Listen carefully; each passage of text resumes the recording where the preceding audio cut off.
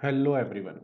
आज हम स्टार्ट करने वाले हैं class 10th mathematics chapter 1 real numbers का second topic fundamental theorem of arithmetic. ये भी एक प्रॉपर्टी है पॉजिटिव इंटीजर की। इससे पहले हम ऑलरेडी एक प्रॉपर्टी डिस्कस कर चुके हैं पिछले 2 वीडियो में।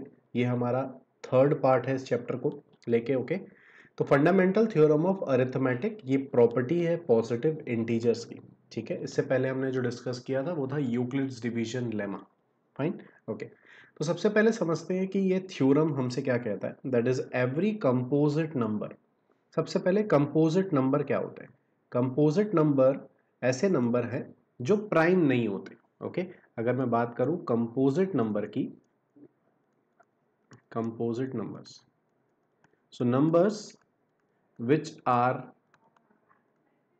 नॉट प्राइम, जो नंबर प्राइम नंबर नहीं होते हैं वो कंपोजिट होते हैं।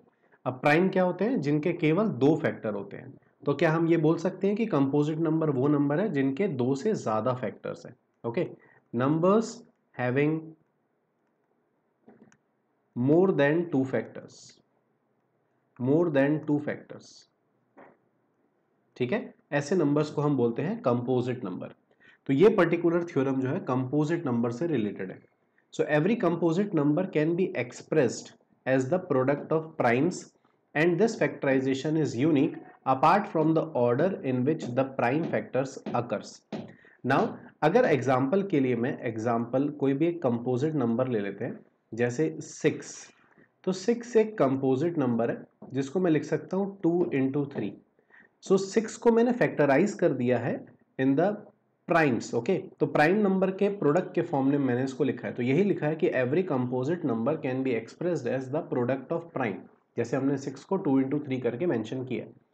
अब ये फैक्टराइजेशन जो है ये यूनिक है, मतलब इसको और किसी और तरीके से रिप्रेजेंट नहीं किया जा सकता है। ठीक है, बस आप क्या कर सकते हैं, आप ऑर्डर चेंज कर सकते हैं। मतलब 2 इंटू 3 को आप 3 इंटू 2 लिख सकते हैं। तो अगर हम ऑर्डर पे कंसर्न नहीं करें तो आप इसको सिर्फ और सिर्फ इसी तरीके से रिप्रेजेंट कर सकते हैं। ठीक है, आई होप आपको समझ आया होगा कि every composite number can be expressed as the product of primes. Fine, okay. Again इसका यूज क्या है? इसका यूज हम करेंगे एचसीएफ और एलसीएम निकालने के लिए। So to find HCF and LCM, इसका यूज है किसी भी पॉजिटिव इंटीजर का, हम किसी भी दो से ज्यादा पॉजिटिव इंटीजर का एचसीएफ एंड एलसीएम निकाल सकते हैं फंडामेंटल थ्योरम ऑफ अरिथमेटिक को यूज करके। यूक्लिड्स डिवीजन लेमा में हमारे पास कंस्ट्रेंट था कि एट अ टाइम हमें 2 ही नंबर लेना होता था। यहां पर हम 2 से ज्यादा भी ले सकते हैं। Fine, okay. सो अब यहां पर एक आइडेंटिटी है हमारे पास, एक फॉर्मूला है हमारे पास जो केवल और केवल 2 ही पॉजिटिव इंटीजर्स के लिए वैलिड है। For any 2 positive integers only. ठीक है, 2 से ज्यादा पॉजिटिव इंटीजर हो जाएंगे तो हम इसको नहीं लगा सकते हैं।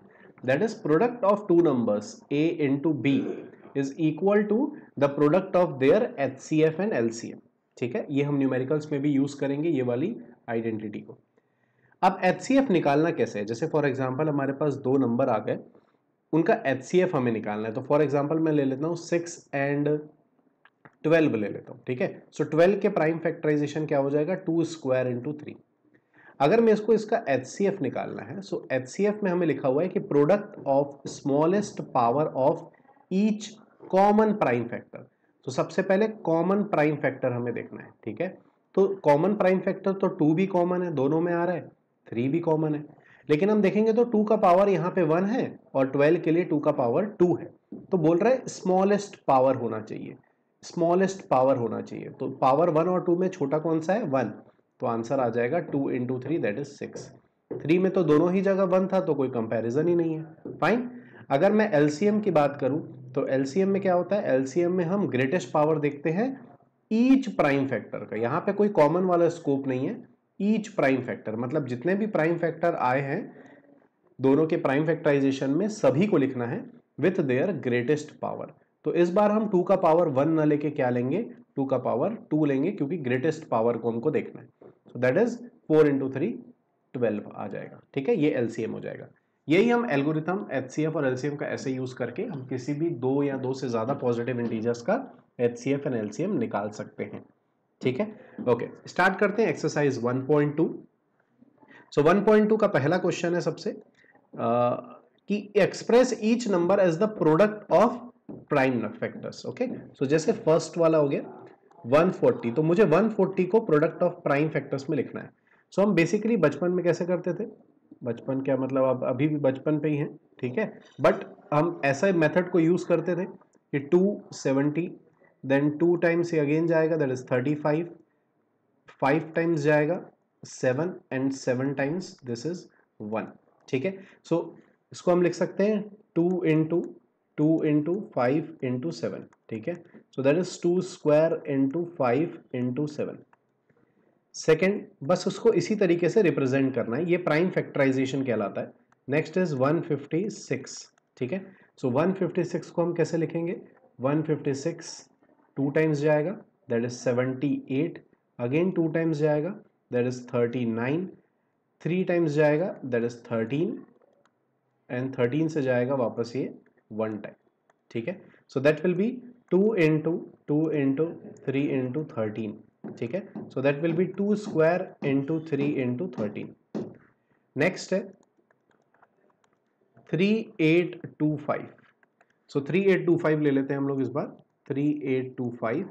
So that will give us 5 से जाएगा सबसे पहले ये, सो 5 7 35, उसके बाद 32 बचा 6 5, ओके, अगेन 5 से जाएगा, that is 1 5 and then okay ये 35 जाएगा, 32 6 से जाएगा, ओके 5 ये करेक्ट है।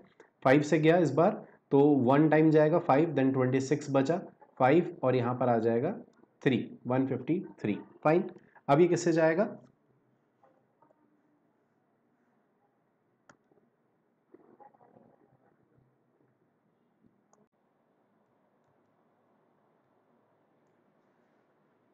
सो अब 153 जो है वो 3 से डिवाइड हो जाएगा, दैट इज 51 टाइम, अगेन ये 3 से जाएगा, ठीक है, and this will be 1 7 time and then ये 17 से चला जाएगा, दैट विल बी 1 टाइम, ठीक है।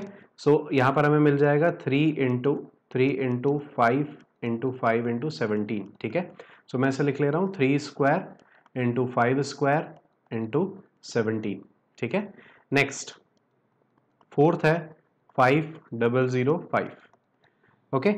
आप एक बार ट्राई कीजिए, वीडियो को पॉज कीजिए और एक बार आप ट्राई कीजिए इसको सॉल्व करने का, ठीक है। देखते हैं करेक्ट आंसर, मतलब हमारा आंसर मैच करता है कि नहीं करता है, ठीक है।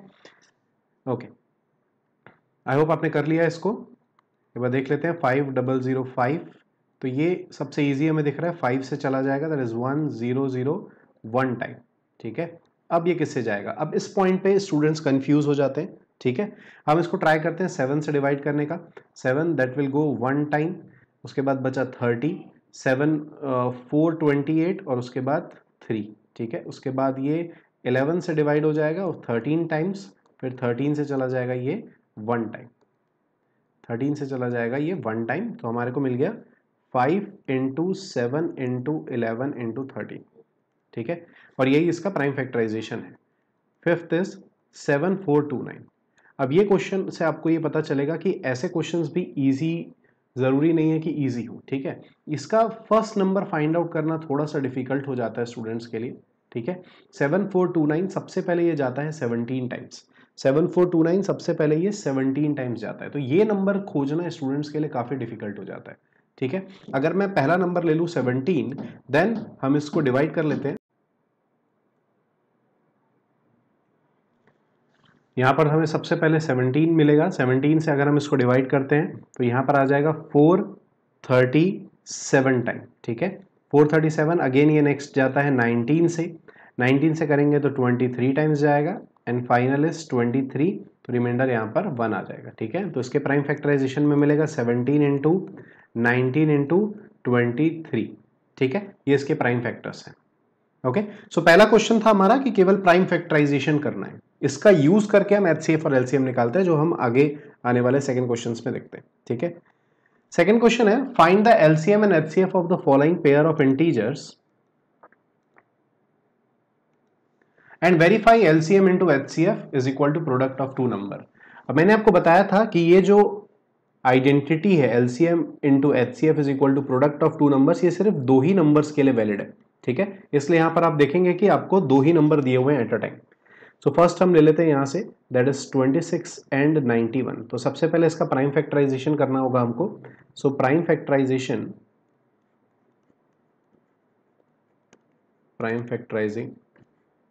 26 एंड 91 वी गेट, ठीक है, हमें यहाँ पर 26 मिल गया। 26 होता है 2 इंटू 13, सो 2 इंटू 13 हम यहाँ लिख लेंगे। 91 को अगर हम 7 से डिवाइड करते हैं तो 7 से जाएगा ये 13 टाइम्स, ठीक है। 7 इंटू 13 विल बी द 91, ठीक है। ये इसका प्राइम फैक्टर मिलेगा। अब मैं एक एक को डिटेल में नहीं निकाल रहा हूँ, आई होप आपको समझ आ गया होगा, ठीक है, फाइन। अगर हमें HCF चाहिए यहाँ पर, तो HCF क्या होता है, हम पिछले स्लाइड्स में देख चुके हैं। HCF होता है product of the smallest power of the each common prime factor, ठीक है। तो यहां पर देख लेते हैं प्राइम फैक्टर कॉमन कौन सा है। कॉमन प्राइम फैक्टर आपको यहां पर दिख रहा है कि कॉमन प्राइम फैक्टर है 13, ठीक है, ये आपको कॉमन यहां पर दिख रहा है, फाइन। सो आपने कॉमन लिख लिया और उसके पावर दोनों ही 1 है, तो कोई कंफ्यूजन ही नहीं है यहां पर। सो आंसर आपका 13 ही हो जाएगा। एलसीएम में हमें सारे प्राइम फैक्टर्स लेने होते हैं। मुझे दिख रहा है यहाँ पर 2, 7 and 13 with their highest power. अब सबका पावर 1 है तो कोई कंफ्यूजन ही नहीं है, सबके पावर यहाँ पे 1 ही आएंगे। सो 2 इंटू 7 दैट इज 14, 14 इंटू 13 अगर आप कर लेते हैं तो इसका एलसीएम आपको मिल जाता है 182, ठीक है। इसका एलसीएम आपके पास आ जाएगा 182। अब आप इसको वेरीफाई भी करेंगे, वेरिफिकेशन। सो वेरीफाई हमें करना है कि HCF multiply LCM is equal to the two numbers, that is A into B। So पहले मैं LHS ले लेता हूं, that is HCF into LCM। So HCF था हमारा 13, LCM है 182। इसको जब मल्टीप्लाई करेंगे तो आपको मिल जाएगा 2366। वैसे ही आपको 2366 मिलना चाहिए जब आप A into B that is the product of दो नंबर करते हैं, 26 इंटू 91।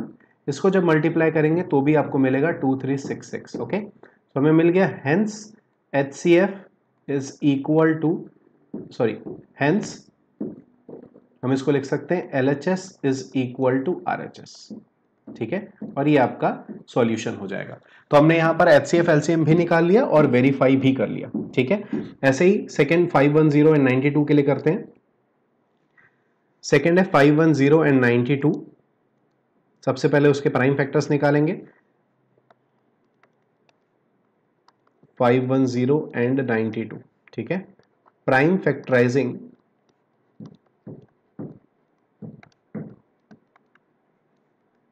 510 and 92 we gate.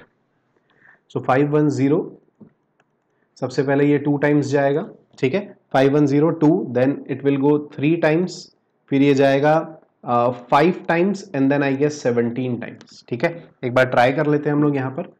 510 2 से अगर ये डिवाइड करते हैं इसको तो आ जाएगा 2, 5 टाइम्स। उसके बाद 3 से चला जाएगा, दैट इज 85 टाइम्स। देन ये 5 से जाएगा 17 times and then 17, okay, correct, fine. तो हमें ये प्राइम फैक्टर्स मिल गया। Next is 92। 92 को जब हम प्राइम फैक्टराइज करेंगे तो आ जाएगा 2 इंटू 23, ठीक है। 23 इंटू 4 92 होगा। सो इसको हम लिख सकते हैं 2 स्क्वायर इंटू 23। जब हम HCF निकालने जाएंगे तो HCF होता है, HCF is the common factor. तो सबसे पहले कॉमन जो मुझे दिख रहा है वो है 2 एंड 2 यहाँ पर, बाकी कोई कॉमन फैक्टर नहीं है। सो 2 हम यहाँ पर लिख देंगे, ओके। अब HCF में आता है कि दोनों के छोटे पावर लिखने हैं। तो पावर यहाँ पे 2 का 1 है और यहाँ पे 2 का पावर 2 है, ठीक है। तो छोटा पावर 1 है, सो आंसर हो जाएगा 2। LCM में हम सारे फैक्टर्स कंसिडर करते हैं। तो मुझे दिख रहा है यहाँ पर 2, 3, 5, 17 एंड 23, ये सारे प्राइम नंबर्स है जो यूज हुए हैं, fine, with their highest power. तो बाकी सबका पावर तो 1 है, लेकिन 2 का पावर एक जगह 1 है और एक जगह 2 है, तो हाईएस्ट हो जाएगा 2। सो हम यहाँ पर 2 का पावर 2 कंसिडर कर लेंगे। जब इसको मल्टीप्लाई करेंगे तो हमें यहाँ पर LCM की वैल्यू मिल जाएगी, दैट इज 23460, ठीक है। ये आपको यहाँ पर LCM की वैल्यू मिल जाएगी, फाइन। अब इसका वेरिफिकेशन भी कर लेते हैं। वेरिफिकेशन, तो मैं LHS कंसिडर कर लेता हूं पहले, that is HCF into LCM। HCF है 2, LCM है 2, 3, 460। इसको जब आप मल्टीप्लाई करेंगे तो आपको मिल जाएगा 46920। ठीक है, RHS में हमको दोनों नंबर्स को मल्टीप्लाई करना है, तो नंबर है 510 एंड 92। जब इनको मल्टीप्लाई करेंगे तो भी आपको सेम ही आंसर मिलेगा 46920। ठीक है, so hence the verification is done, hence we can say LHS is equal to RHS। ठीक है, यहां पर हमें ये दोनों चीजें वेरीफाई हो गई है। ठीक है, अब हमें थर्ड चीज वेरीफाई करनी है। यहां पर थर्ड इज 336 एंड 54। तो थर्ड पार्ट है यहाँ पर 336 एंड 54। ठीक है, सबसे पहले प्राइम फैक्टराइज कर लेते हैं।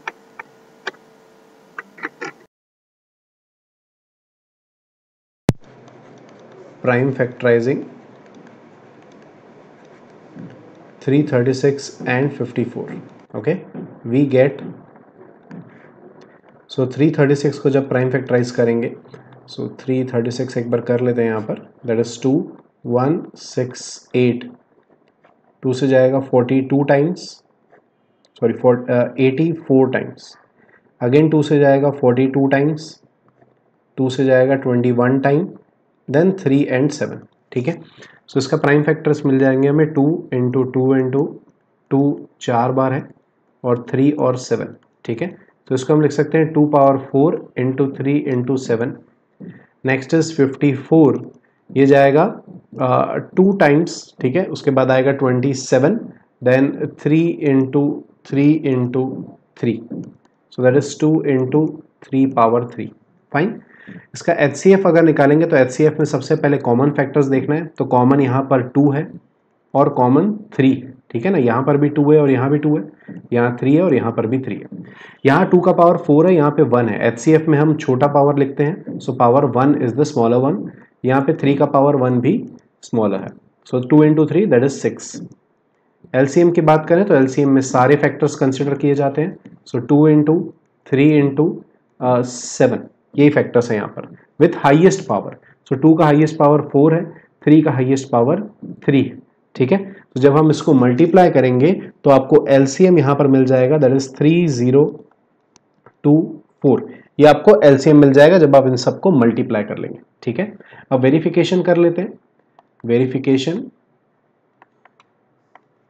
सो वेरिफिकेशन इसको करने के लिए मैं LHS कंसिडर कर रहा हूँ। LHS मतलब LCM into HCF, that is 6 into 3024। जब इसको हम मल्टीप्लाई करेंगे तो हमारे पास आ जाएगा 18144। ठीक है, वैसे ही RHS मतलब दोनों नंबर्स का प्रोडक्ट, दैट इज 336 एंड 54। इसको जब मल्टीप्लाई करेंगे तो भी आपको मिल जाएगा 18144। ठीक है, सो हम लिख सकते हैं hence LHS is equal to RHS। ठीक है, hence this is verified। ठीक है, तो आई होप आपको यहाँ तक का ये पोर्शन समझ आया होगा, that is fundamental theorem of arithmetic. इसमें और रेस्ट क्वेश्चंस जो बाकी हैं इस एक्सरसाइज में वो हम नेक्स्ट वीडियो में लेंगे, that will be part 4। Part 3 तक अगर आपने वीडियो पूरा नहीं देखा है अच्छे से, पार्ट 1 पार्ट 2, तो प्लीज़ उसको अच्छे से देख लीजिए। ठीक है, that topic is also very important from examination point of view. ठीक है, see you in the next one, till then bye bye.